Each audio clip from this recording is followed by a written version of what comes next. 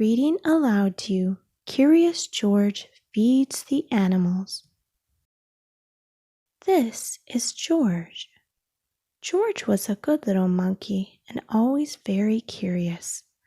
One day, George went to the zoo with his friend, the man with the yellow hat.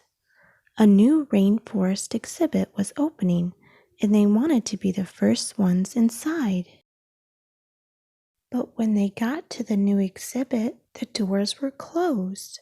"We'll have to come back later, George," the man said. "Why don't we visit the other animals while we wait?" First, they stopped to watch a zookeeper feed the seals.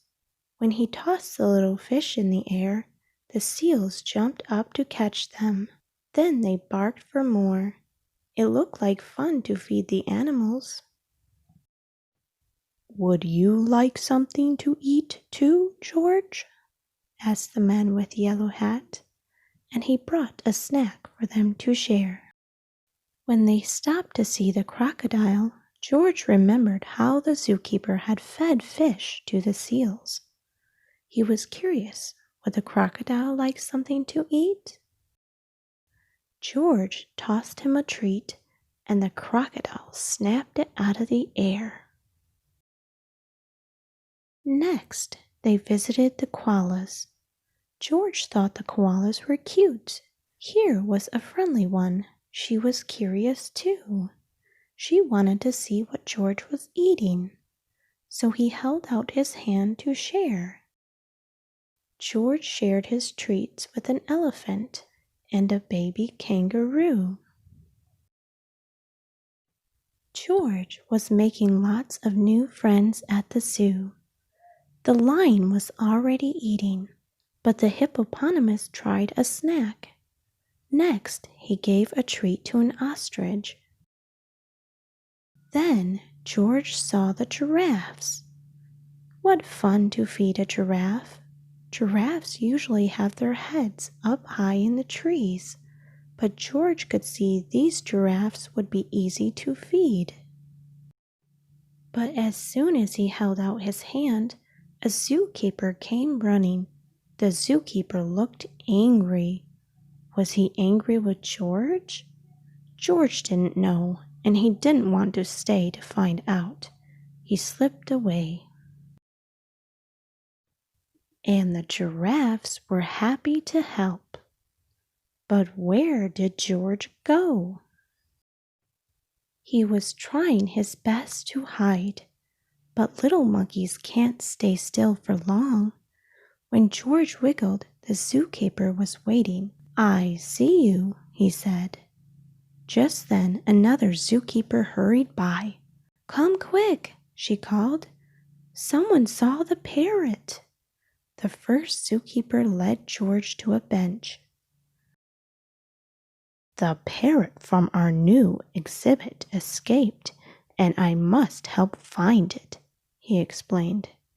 He told George to wait for him there, and before he left, he said, "Don't you know you're not supposed to feed the animals?